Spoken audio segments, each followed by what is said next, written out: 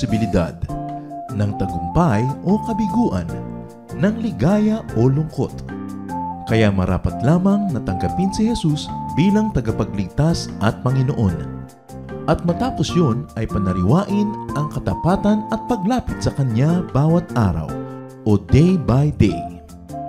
Ang day by day ay naglalayong umalalay sa pang-araw-araw na pamumuhay. Narito po si Kuya Ed Lapis sa mensaheng pinamagatang Separation and God's Kingdom.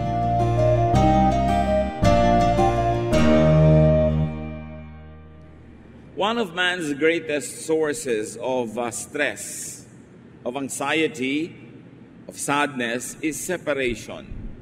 Yung paghiwa-hiwalay. There is much separation, isolation, and aloneness in this life that gives us anxiety. At dapat ito ay ating maunawa, malutas sa abot ng makakaya,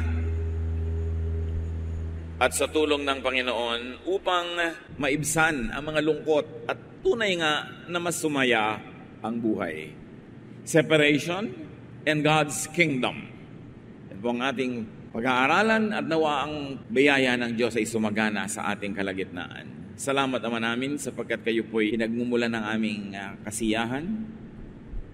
Nawa turuan niyo kami ngayon na harapin, suriin, at lutasin ang mga usaping may kinalaman sa pagkakahiwa-hiwalay, pagkakalayo-layo. Sa aming paglapit sa inyo, Panginoon, patawarin niyo po kami sa aming mga kasalanan at hugasan niyo kami ng banal na dugo ng iyong anak na si Jesus. Heal our infirmities, strengthen our weaknesses, enlighten us. Father, we ask you, thankful and grateful, in the name of Jesus, your Son, our Lord and Savior. Separation, and what has God's kingdom got to do with it? Ang separation po ay isang bagay na hindi masarap kahit kailan, lalo't nagmamahalan ng mga tao. Mahal nyo ang isang bagay, ang isang gamit, ang isang trabaho. You don't want to be separated.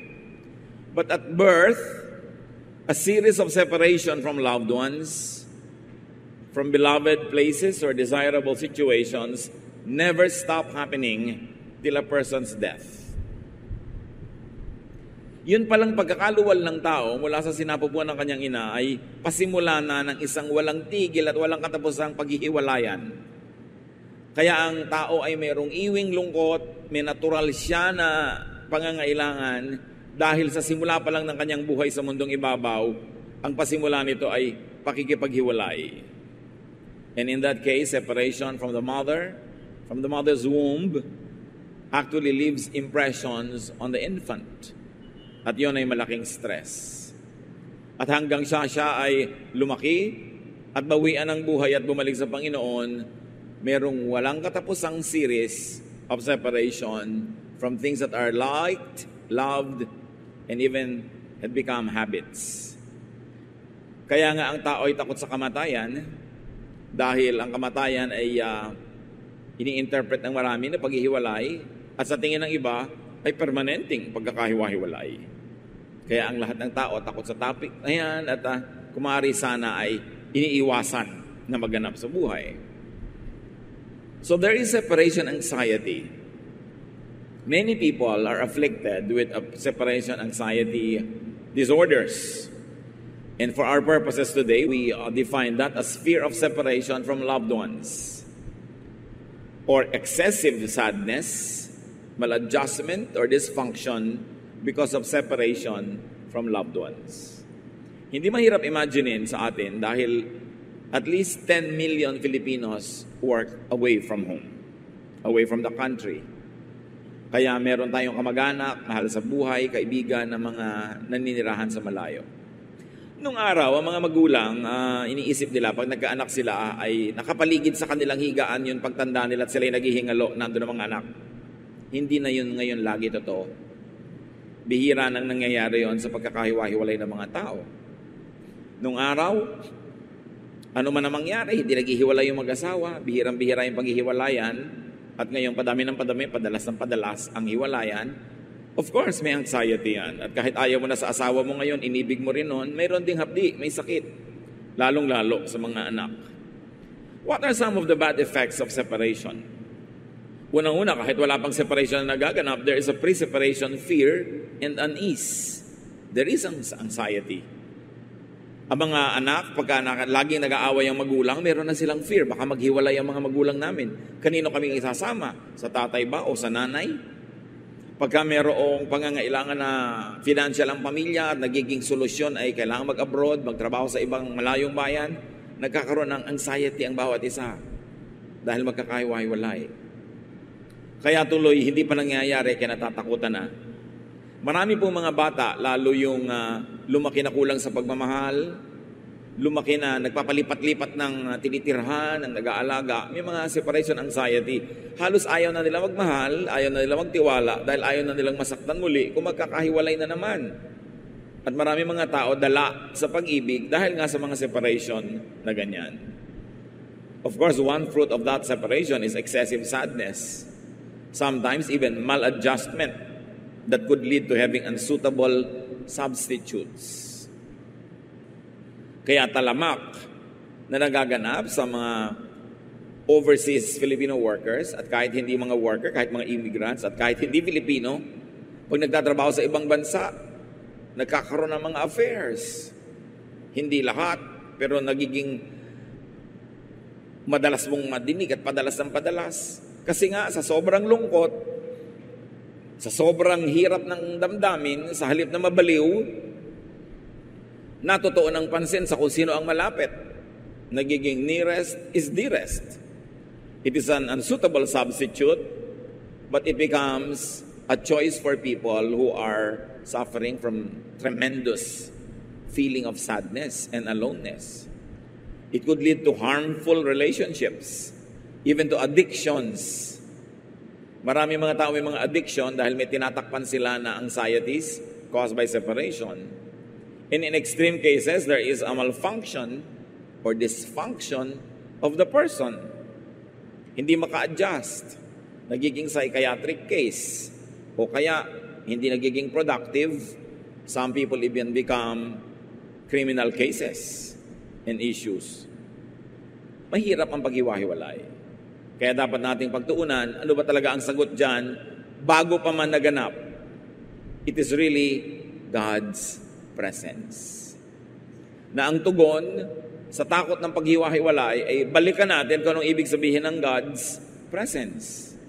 Psalm 139, 7-12. Where could I go to escape from your spirit or from your sight? If I were to climb up to the highest heavens, you would be there.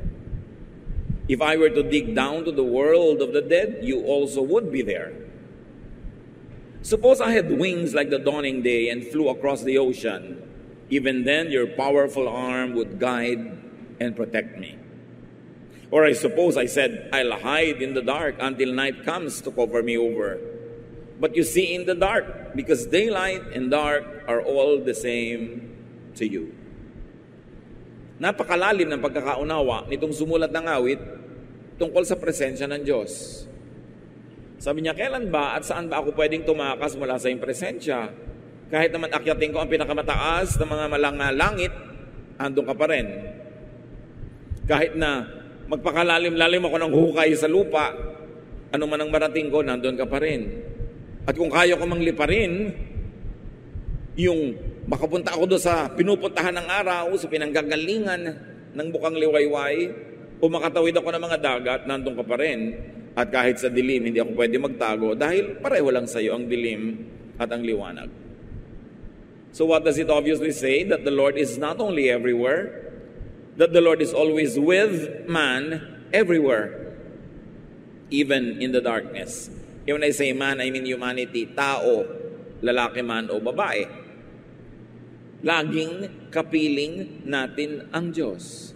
Banal ka man o makasalanan, relihiyoso ka man o hindi. Ang nagiging pagkakaiba lang, pag malayo ang ating loob sa Diyos at ang buhay natin, ang lifestyle natin hindi maka-Diyos, nadadaya ka ng damdamin mo, ng emosyon mo na parang malayo ang Diyos. Pero hindi lumalayo ang Diyos kahit kailan. Lumalayo lang yung loob natin, lumalabo ang pananaw natin dahil sa ating pamumuhay. But that does not change the nature of God and God's omnipresence. Psalm 139 verse 18, "And when I awake, I will find you nearby." Kahit ako matulog, kahit ako magising, andun ka pa rin. The Lord is nearby, even in the light of day. This is because God and the kingdom of God is in man. Ito ang mahalaga nating dibdibin. Ang Diyos, ang kaluwalhatian ng Diyos, ang paghahari ng Diyos, ang kaharian ng Diyos ay wala sa mga ulap. Wala sa mga banal na bundok o mga kuweba. Ito ay nasa ating kalooban. Nang hiningahan ng Diyos si Adan at ibinigay sa atin ang Espiritu ng Diyos, hindi yun nawawala sa atin hanggang tayo ibawian ng buhay at ang Espiritong ito ay bumalik ng buong buo sa Diyos. Luke 17:21, Jesus says, "The kingdom of God is within you." Pag nadadaya tayo ng kaaway because the enemy comes to steal, kill, and destroy, dapat nating maalala ang katotohanan na hindi tayo kailanman nalalayo sa Diyos. Bakit? Sapagkat tayo ang tahanan ng Espiritu ng Diyos. Ang templo ng Diyos ay hindi mga batong gusali, hindi mga building, hindi mga puno, ang puso ng tao. That's why the Bible says, "You are the temple of the Holy Spirit." That the Holy Spirit is within you. Ano ngayon ang kinalaman niyan sa separation and God's kingdom? Separation could affect anxiety and affect, hurt, and damage a lot of people, man, if he does not dwell in God's kingdom within him. Pag hindi natin naunawa, mga kapatid, at hindi natin na-develop yung relasyon natin sa Espiritu ng Diyos na nasa atin, pag hindi tayo natuto na kumanlong, manahan, doon sa kalooban natin kung saan naroon ang Espiritu ng Diyos, madadaya tayong maniwala na tayo nga kuminsan ay nag-iisa. We could look inward for connection and wholeness and find God. But separation could damage that if we do not look inward. Marami pong mga tao sa paghahanap nila sa Diyos kung saan-saan nagpupunta. Akala nila matatagpuan nila ang Diyos sa isang lugar, sa isang religious gathering, o sa isang religious group, sa isang code of ethics or code of conduct. Yes, it is possible to enhance our understanding of God when we are with groups and in activities that exalt God, study His Word, and actually physicalize and operationalize God's love.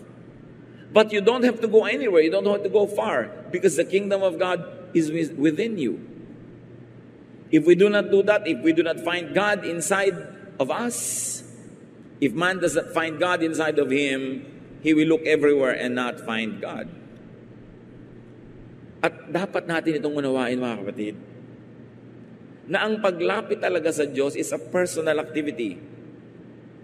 Kaya kahit sumali ka sa isang worship event, kung personally hindi ka naman a-attach sa Diyos, wala ka rin mapapala.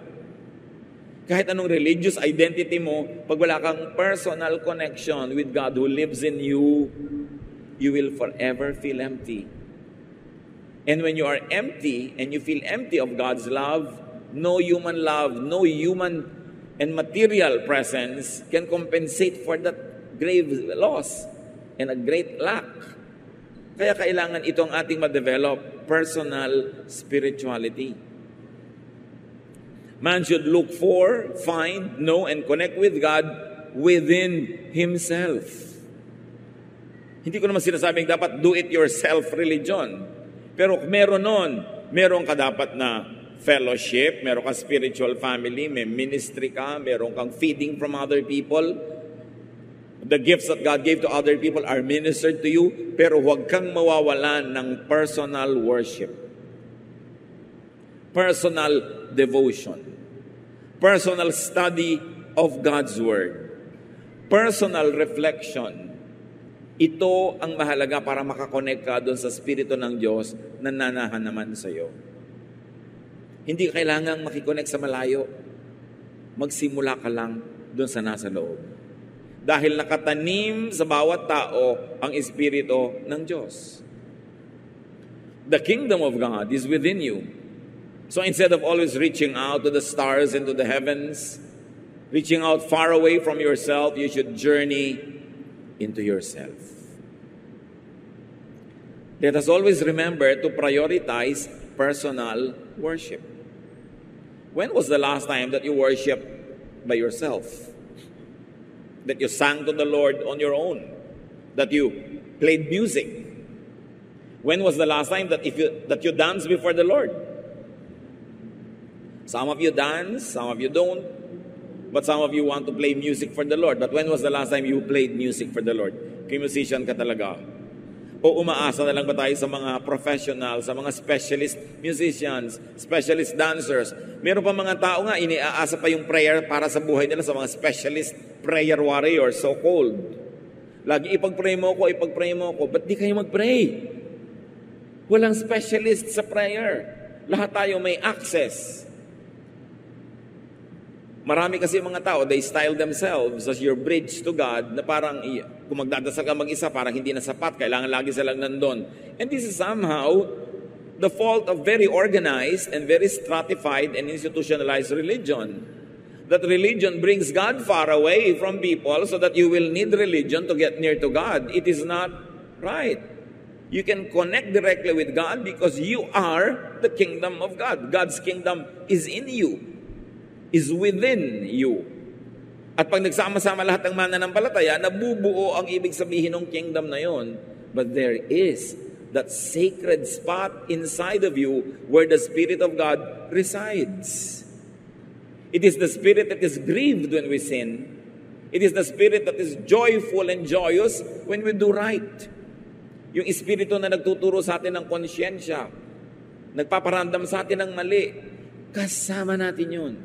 God is not far away from every person.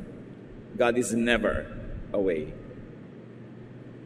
And you are never separated from God.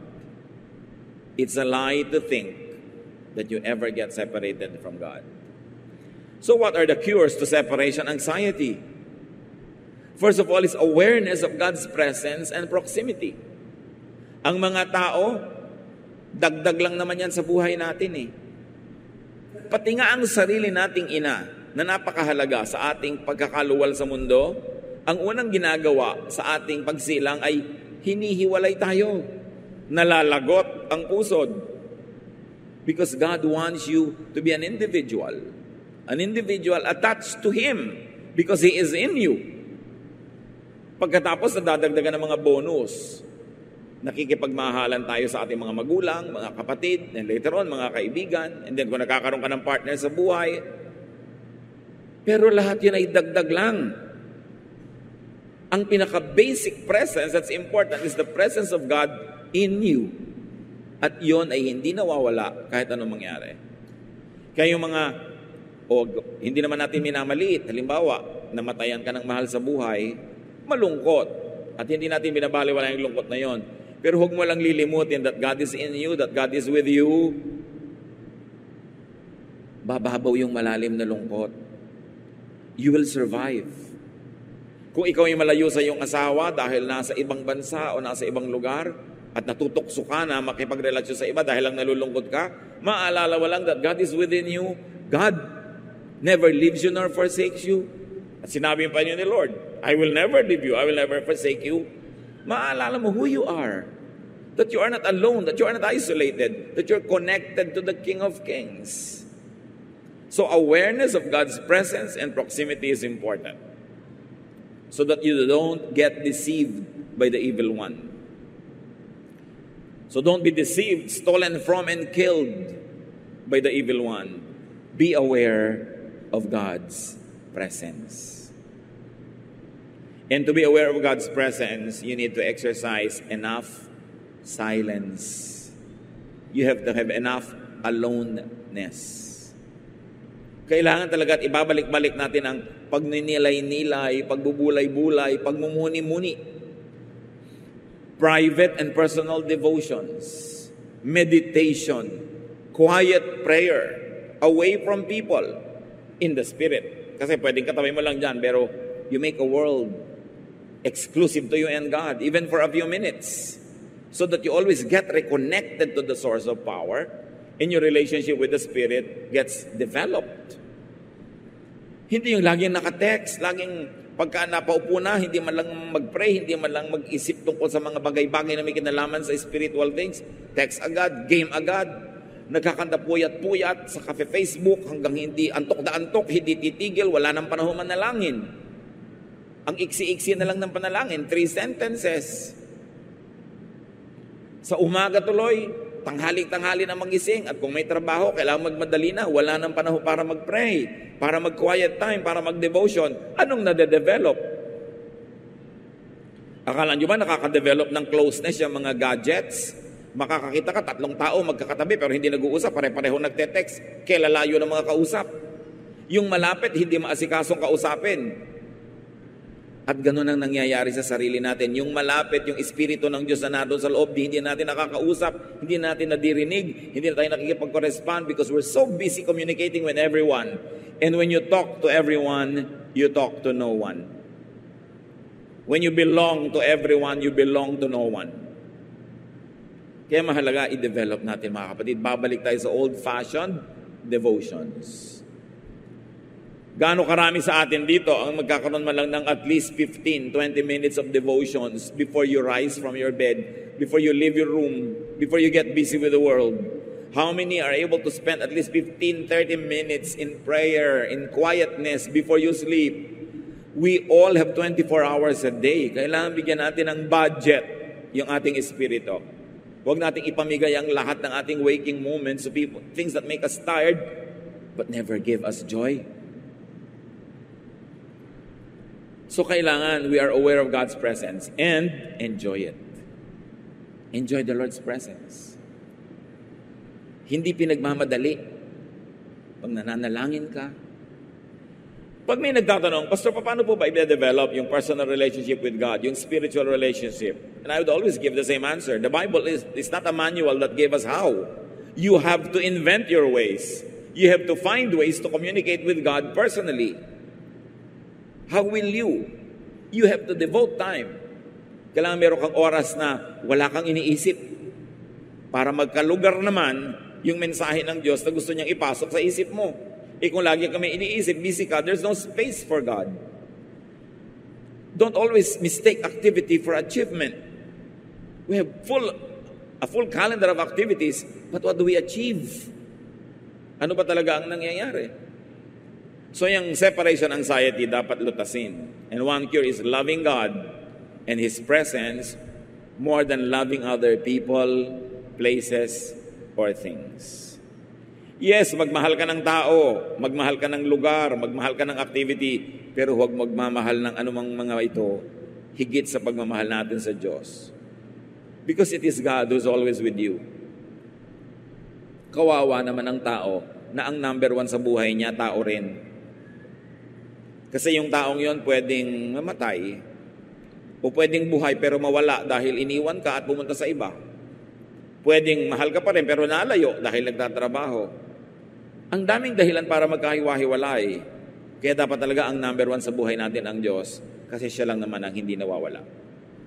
Dumating, umalis ang tao, magstay or not stay, you have a constant presence of God in your life. You'll be stable. You are like a house built upon the rock. Hindi ka madaling kalugin, ugain, takutin, dahil matibay, matining, buo ang loob. At bakit? Kasi nasa kalooban natin ang paghahari ng Diyos.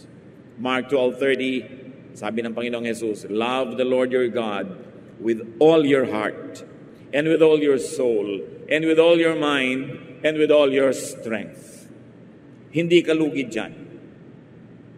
Pag ibinigay mo ang iyong love sa ibang tao, sa ibang bagay, more than you love God, para ka nang humuhukay ng sarili mong libingan dahil hindi na malayo na ikay mabibigo, malulungkot, mag-iisa. 1 John 2:15, do not love the world or anything in the world. If anyone loves the world, love for the Father is not in them. So do not love the world more than God. Yun lang naman ibig sabihin no, na do not love. Hindi naman absolutely you don't love, but don't love the world more than you love God. God wants to be number one because He wants to take care of you. He doesn't want you to suddenly be bereft and alone and lonely because you have made another person number one in your life. Jesus promises, I will never leave you, I will never forsake you. Kaya yung mga humaharap sa kamatayan nila o kamatayan ng mahal nila sa buhay, laging mas matibay, mas matining ang loob pag malapit sa Diyos. Yung nalalayo sa mga mahal sa buhay, mas nakakaya nila, mas nakakaiwas pa sila sa mga tukso pag malapit sa Diyos. Yun talaga ang gamot. Ilapit ang loob sa Panginoon. Another cure for separation anxiety is that man should develop and strengthen his spiritual connection with other people, especially his loved ones. Sabi sa 1 Thessalonians 5:23, men are of spirit, soul, and body. Therefore, aside from being physical beings, emotional beings, we are also spiritual beings. Ang nade-develop natin masyado yung physical relation, physical communication, physical correspondence, pero hindi masyado yung spirit. Nalilimutan natin na tayo may spirit at yung mahal natin sa buhay, may spirit din yun. Spirit ng Diyos na ipinahiram at ibinigay sa atin. So, pagka ang yung mahal sa buhay ay nasa New York or London or Riyadh or kung saan man nandun yun, na lupalop ng mundo, pag physical lang ang relationship nyo, malulungkot ka kasi malayo siya. Pag nakita mo yung drawing ng planeta, ng globe, malulungkot ka dahil ang layo. Pag nakakita ka ng eroplanong lumilipad, maalala mo ang layo. Pag lumulubog ang araw, lulungkot ka kasi ang layo. Pero yung spirito mo at yung spirito niya, parehong nakakonekta sa spirito ng Diyos at Diyos ang nakatahan sa iyo. If you develop a spiritual communication where you close your eyes and be with your loved one in the spirit, you can be together. At yun ang kulang na kulang kahit sa mga relihiyoso, the development of the spirit. Because people usually develop only their physical connection and operate and rely on it. Kailangan mo ng internet, kailangan mo ng cellphone, kailangan mo ng text, kailangan mo ng sulat para you feel connected. Physical yun eh. Material. At hindi ka lang physical and material person, you are a spirit. So importante, in answer to separation and anxiety, people could and should develop fellowship, correspondence, and connection in the Spirit. Mahirap ba na mananahimik ka and you connect with your father or mother or brother or sister in the Spirit? Kasi may Spirit din sila. Lalo pag pinag-usapan nyo pa, the same time kayo na maggaganon. Pero kahit pa nga hindi same time because the Spirit is timeless. Pero sabi, ano yun? You see, we're so ignorant of our spirituality. Kailangan ma-develop yung feelings, yung thought, yung prayer, if you like to call it so. Colossians 2:5, sabi ni Paul, for though I am absent from you in body, I am present with you in spirit. And he meant it, literally. Sabi niya, pag may ginawa kayo, isipin yung nandun ako, dahil nandun ako, because I'll be with you in spirit. A very highly developed spirituality. Pagka ganun ang na-develop nating relasyon sa mga mahal natin sa buhay, walang malayo. At yung mga iba, lalo yung mga mas conservative, yung kanilang culture, hindi masyadong na ko-conquer pa ng mga media, ng mga modern gadgetry, develop pa nila yung pakiramdam, yung kutob. Nararamdaman nila yung nangyayari sa mahal nila sa buhay. Bakit mo nararamdaman? Hindi yun evil, hindi yun witchcraft. Kasi may spirit ka, may spirit siya. Pag nagsasuffer siya, yung spirit nyo nag-uusap. Kaya nga, ang sabi sa Romans, we don't know how to pray, but the Spirit prays for us beyond words. The Spirit in us can pray to the Spirit of God beyond us, in spite of us, without us. Kaya pag dinevelop natin yung spirituality natin, the Spirit, sabi niya, we don't know how to pray, but the Spirit prays for us. May ganun. So when Paul says that I'm with you in spirit, this must be more than just a figure of speech. Because Paul had a very highly developed spirituality. 2 Corinthians 12:2, I know a person in Christ, and he was referring to himself, who 14 years ago was caught up in the third heaven. Whether in the body or out of the body, I do not know. God knows. So may nagaganap kay Paul na may nararating siya, may nalalaman siya na yung katawan niya hindi naman nagpupunta doon. At sabi pa nga niya, hanggang third heaven, dinadala siya. Kaya maraming revelation sa kanya. Siya lang ba ang meron nun? Mga anak ng Diyos ay pwedeng ma-develop at different levels. Hindi ko sinasabi maging mga clairvoyant kayo, mag-telekinesis o kung ano-ano pa. Pero ang point, may spirit tayo. And the spirit transcends time and space. Yung mahal nyo sa buhay, may spirit din. Kaya walang telepono, walang kuryente, hindi kayo makapag-connect, can you not communicate in spirit? It is not impossible. Para yung feeling of aloneness mo maibsan. Kesa kumuha ka ng substitute na nalulungkot ka, let the devil take tomorrow, but tonight I need a friend. Kaya kung ano-anong nangyayari sa mga magkakahiwalay na mag-asawa, kasi nakakalimutan, pwede kayong magkaugnayan sa Espiritu. People can spiritually connect with God and can thus connect through God with other people. Yun. Hindi naman yung Espiritu mo tsaka Espiritu niya, sila na yung nag-usap. Through God. Because your spirit is one with the Spirit of God in you. Yung spirit ng sinumang tao, one with the Spirit of God in him. And there's only one God. So through God, we can connect. Parang satellite. Colossians 1:17, God's Son was before all else. And by Him, everything is held together. So through Jesus, we can fellowship in the Spirit. Siya yung common denominator. Siya yung satellite. Romans 12:5, there are many of us, but we each are part of the body of Christ, as well as part of one another. So you are a part of the body of Christ. Your loved one is a part of the body of Christ. So spiritually, you belong to one and the same body. You are never isolated. You are never alone. Develop your fellowship via satellite. Ang satellite, si Jesus. Develop your love via satellite. Kung malayo ang iyong loved one. Remember, you are not just a body. You are also a spirit. But sadly, in many people's cases, our spirit and spirituality are mostly underdeveloped. Kumbaga yung kaliwa mo masyadong underdeveloped, hindi makapagsulat, kanan lang. Maraming hindi magawang mabuti kasi hindi mo ginagamit Walang practice. Ganon din yung ating spirito. Wala kasing practice. Pagka pumikit na para magdasal, nakakatulog. Nabobor. Kailangan laging physical. Kailangan laging exciting and sensual. Pero meron tayong spirituality. 1 Corinthians 3:1-3. My friends, you are acting like the people of this world. That's why I could not speak to you as a spiritual people. You are like babies as far as your faith in Christ is concerned.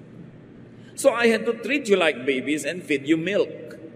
You could not take solid food, and you still cannot because you are not yet spiritual. Nakita niyo yung malinaw na mensahe ni Paul sa church sa Corinth? Sabi niya, alam niyo, hindi ko man lang kayo makausap bilang spiritual beings. Laging grade 1 ang level natin. Hindi ko na kayo makausap as grade 6, as high school, as college. Kasi hanggang ngayon, hindi pa kayo umaasenso. Napaka-sensual pa lang ninyo, worldly, physical. It's not wrong, but you have to graduate to other levels also. Hindi ko kayo mapakain ng karne, hindi ko kayo maturuan ng mahihirap na bagay. Kasi oras na naturuan ko kayo ng mahirap, magagalit pa kayo sa akin.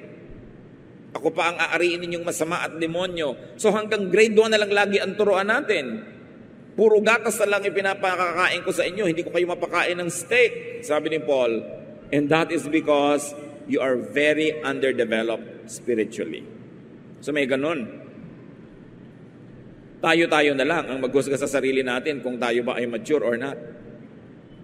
Siyempre, ang mga childish, laging na-offend, laging nagagalit, laging nagtatampo, laging kailangan mong alagaan, laging kailangan mong utu-utuin, amu-amuin para lang pumunta. Childishness yun. Kailan marunong ka maghanap buhay para sa sarili mo? Pinipigil ka na nga na umattend ng Bible study ko pa nagpipilit dahil alam mong makikinabang ka. Pero pag ang dali-dali mong tamarin, ma-discourage, umayaw, you know that you are not yet spiritual. And if you are not spiritual, you will only be operating on the physical and material planes. Hindi ka kumpleto. Maraming kulang. So develop spirituality through prayer. Dagdagan. Hindi yung utos ka ng utos kung kani-kanino to pray for you. Pati si Mary inuutusan, Mary, pray for us. Why don't you pray? Huwag utos ng utos. Develop spiritually through meditation. Nandun ka lang, you ponder a word, a verse. Yun lang, walang iba. And see what will be revealed to you. And develop yourself through deep feeling, pakiramdam. Yung pakiramdam, espiritu yun. Pag highly developed, tama ang nararamdaman. Pero pagka hindi, pwede ring mali. Even konsyensya nga, namamali na yan pagkagasgas na Sabi nga sa Bible, certain persons by ignoring their conscience have made shipwreck of their faith. So conscience should always be attuned to God. Kasi pag hindi mo pinapakinggan, ini-ignore mo, mamaya wala na rin siyang talab. Listen to your spirit. Hindi lahat utak lang ang pinapaandar. Minsan merong leading sa iyo ang spirit na ipag-pray yung ganong tao, hindi mo naman alam kung bakit, pray. May leading sa iyo ang spirit kung minsan nabigyan mo ng something yung someone, walang ibang nagsasabi sa iyo, walang nakikiusap sa iyo. Gawin mo yon. This is what we mean, develop. Sundin, pakinggan ang nararamdaman, basta hindi mali. Hindi kontra sa written word of God. Hindi laging utak lang ang pinapaandar kasi limited ang brain. Well, science tells you that brain is great. Yes, it's true. But it is the spirit, not the brain, that is limitless, timeless, spaceless. Listen to the Spirit. Don't be robbed of your spirituality. Mananampalataya ka, Kristiyano ka, huwag kang makontento na physical lang. Kailangan nandito ka sa worship para ka ma-bless. Dapat na-bless ka rin kahit saan. Hindi ka lang sa Bible study matututo. Matututo ka rin kahit saan dahil naghahanap buhay ka, pinapakain mo yung sarili mo mag-isa. Hindi ka lang nagpapapray, nagpe-pray ka mag-isa. Huwag mong iasa sa iba yung dapat personal mong ginagawa para sa iyong sarili.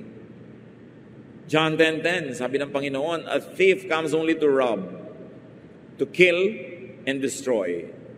I came so that everyone would have life and have it in its fullest. Dapat full. You are body, soul, and spirit. Dapat lahat yan mag-develop sabay-sabay.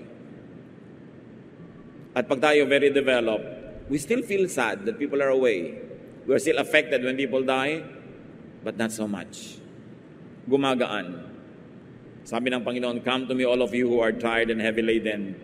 I will give you rest. And rest is in the Spirit of God. Restfulness is being at peace with the Spirit of God. At yun ang i-develop.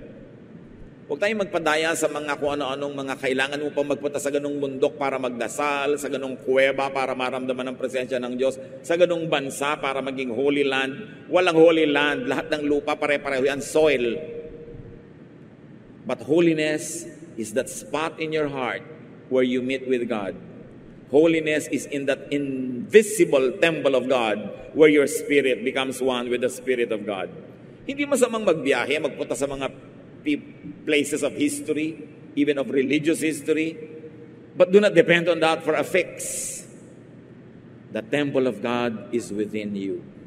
It cannot be robbed from you. It cannot be away from you. Don't ever be deceived thinking otherwise. Dapat wala tayong separation anxiety at kung meron man, pakonti ng pakonti ng pakonti. Habang nade-develop ang relasyon natin sa Diyos, na-overcome natin lahat yung kulang, lahat ng sugat, sakit, hirap ng childhood. Lahat ng trauma and stresses of our infanthood. Kailangan, yung infancy years natin, kung may kulang, na-abandon ka ng parent, hindi ka na mahal, ngayon nasa Panginoon ka, be aware of that. And don't be deceived. Don't be robbed of your birthright to enjoy the presence of God. And enjoy the presence of everyone else who are enjoying the presence of God. Remember, through Jesus, we are interconnected. Meron tayong connection. Separation anxiety robs, kills, and destroys. A developed spiritual connection with Jesus gives life in its fullness in spite of physical separation. So again, develop your spirituality. Develop your spiritual connection with God and with people. Psalm 23:4, even though I walk to the darkest valley, I fear no evil, for you are with me. Your rod and your staff, they comfort me. Dear God, thank you that you are our shepherd. Salamat na kahit saan kaming dumaan at dilim, hindi kami nag-iisa. Kung may mga nadadaya sa mga kapatiran namin na nalulungkot at naniniwala na nga silang nag-iisa sila, paliwanagan mo ang aming isip at makita namin, Lord, ito isang kasinungalingan. You are with us. We can never be separated from you because we are your temple. Your kingdom is within us. We are the temple of the living God. At nawa, Panginoon, dahil dyan, maibsan ang mga paghihirap, ang mga kalungkutan namin, makapag-focus kami sa kaligayahan na nasa inyong presensya. At dahil dyan din, kami naman ay maging instrument to make other people happy, to make people feel loved, and to make people know that they too are included in your kingdom. Turuan mo kami, Lord, to expand your kingdom, to open eyes so that they will see your wondrous work, and so that our hearts will be filled with comfort. Sino man ngayon, Panginoon, ang nalulungkot, natatakot na mahiwalay, nahihirapan, ipaalala nyo, you are with us. Pagbulay-bulayan pa natin, mga kapatid, na ilang sandali, pag-isipan at i-apply natin sa buhay natin kung ano man ang dapat i-apply. And may the Lord's presence continue to empower you and make your life fruitful and joyful.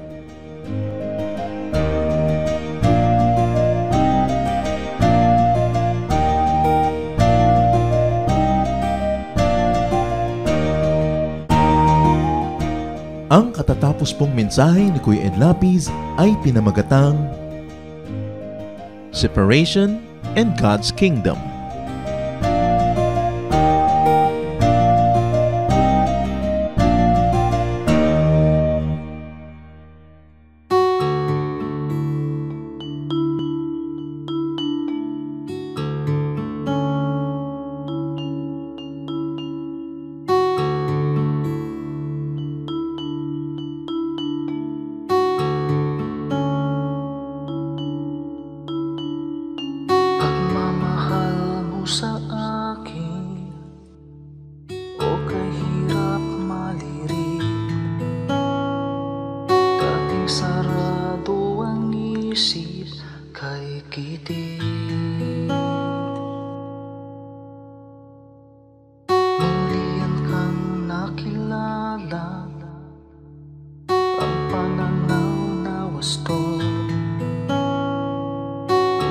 Sa kapwa-tao nais mo. O Jesus, ang iyong pag-ibig ay hindi nagtatangi. Puso ko ay nagpupuri, tingin pagluwalhati sa paglakbay sa aking buhay. Di na nga maliligaw, puso ko man maging isip, tigil lagi ng pag-ibig.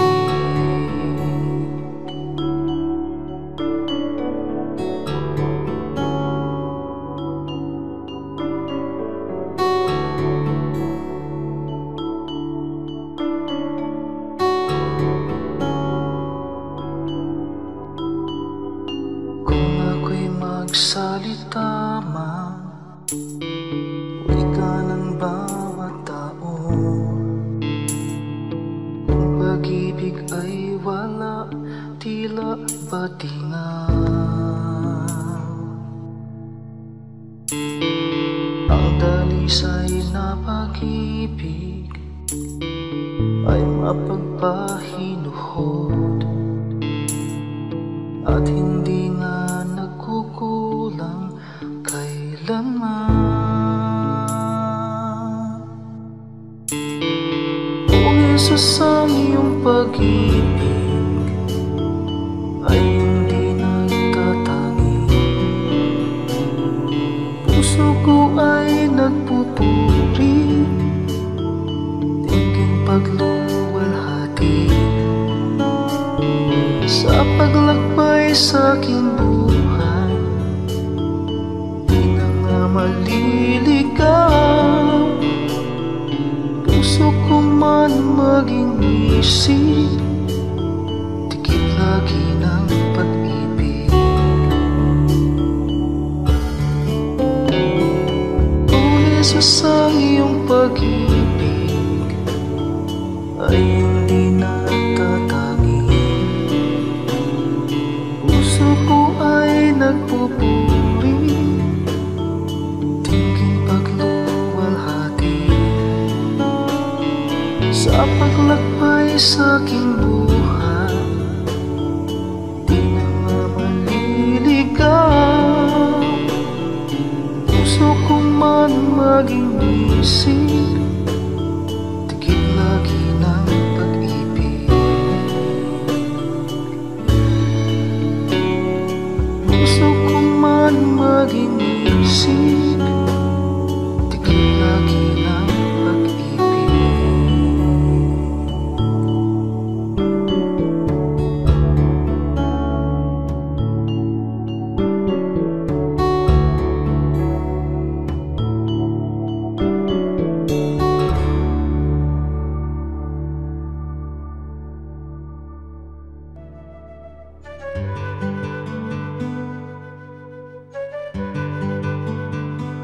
Saan galing ang salitang kundiman? Yung kundiman naging generic name para sa mga isang uri ng musikang Pilipino na usually yan ay hinuhugot talaga sa kaluluwa yung tunog at talagang matatouch ka. Halimbawa, ang bayan ko is a form of kundiman. Pag kami kundiman kasi napapaiyak ka, kinakanta mo pa lang kasi talagang galing sa kaluluwa mo yung musicality. Ngayon, yung kundiman na yan ay isa sa mga phrases na laging inuulit ng mga nanghaharana ng araw. Sinasabi lang, kundi man ako karapat dapat ibigin, kundi man ako magandang lalaki, kundi man ako mayaman, ay tapunan mo man lang at palimusan ng kahit konting pagtingin.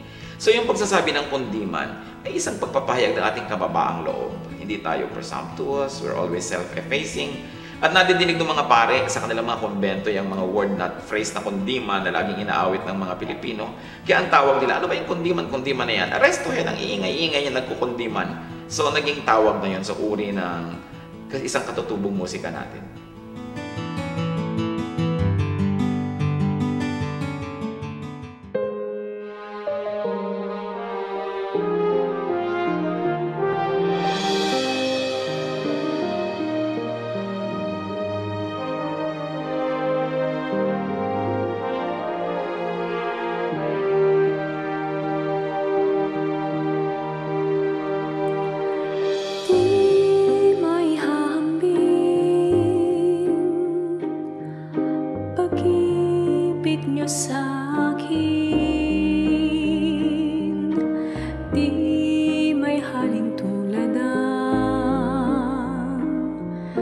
Wagas niyong pagtingin, ang iyong pagmamahal, sadyang walang hadlang, wala sa kalagayan at katayuan.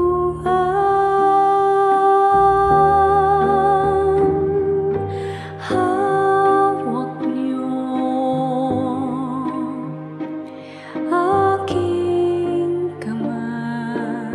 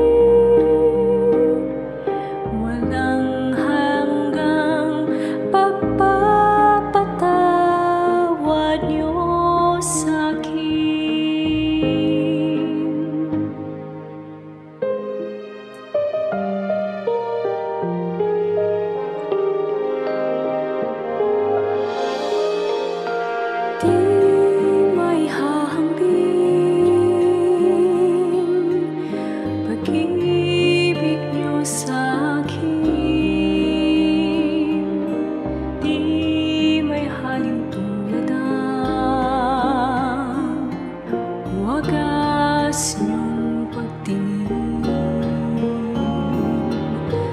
ang iyong pagmamahal, sadyang walang hadlang, wala sa kalagayanan, katayuan.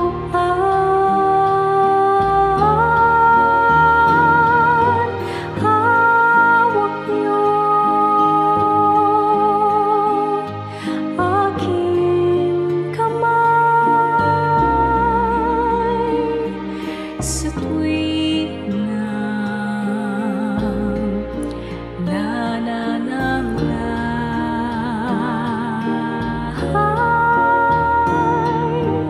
at sa tuwing magkamali, walang hanggang pagpapatawad niyo sa'kin.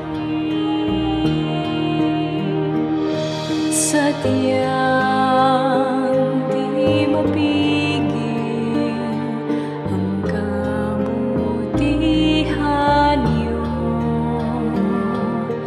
kahit tumigil pag-ikot ng mundo. Sa'king kahinaan di magbabago,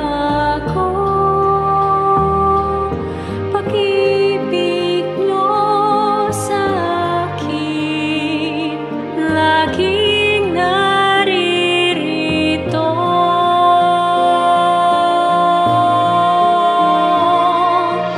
Hawak niyo aking kamay sa tuwing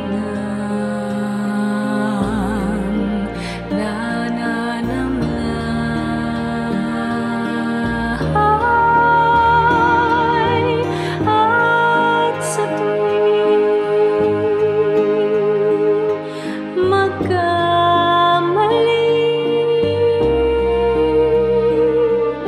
walang hanggang pagpapatawad niyo sa'kin. Hawak niyo aking kamay sa tuwing nananamlay,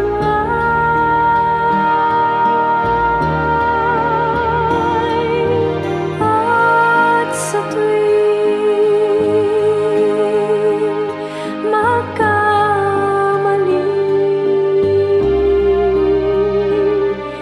walang hanggang pagpapatawad niyo sa'kin. Walang hanggang pagpapatawad niyo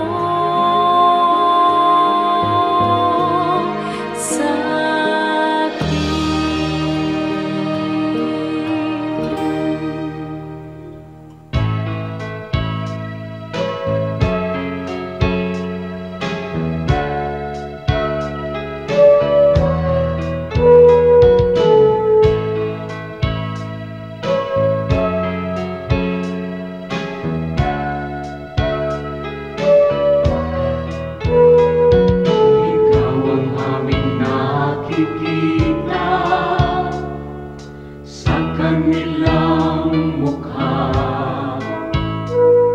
kaya ang mabuting balita binabahagi sa mga dukha. Ngunit paano nilang masisilayan ang habag at pag-ibig mo kung hindi mapatutunayan sa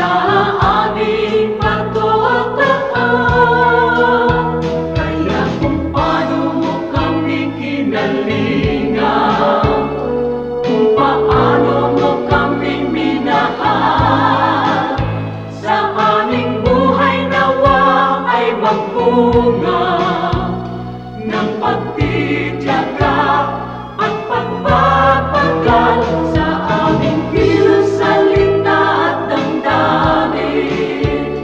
Maranasan nilang totoo ang kabutihang natutunan natin na nagmumula sa'yo.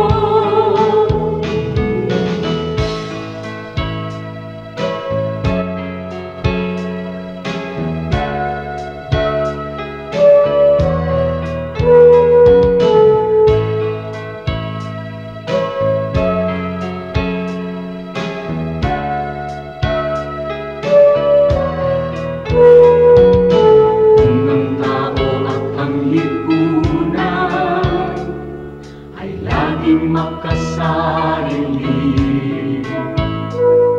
sa'yo ang bagong panuntunan, ang maglingkod at magsilbi.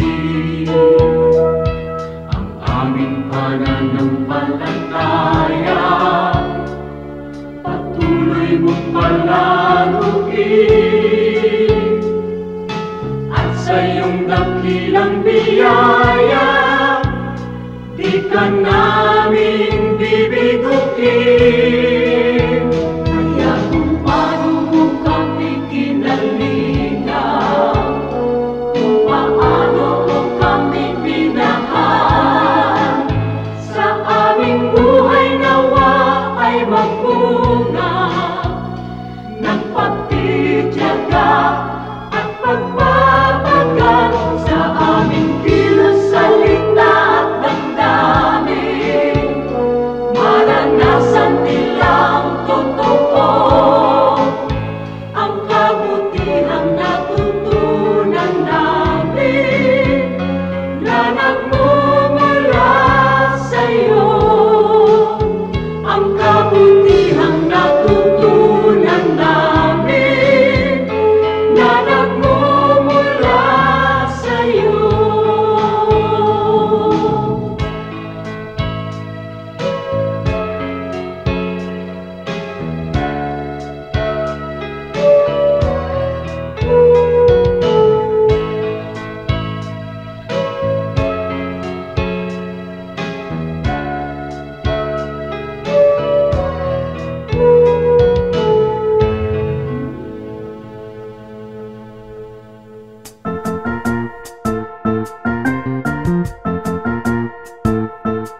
Oras na po para pansamantalang magpaalam ang programang Day by Day.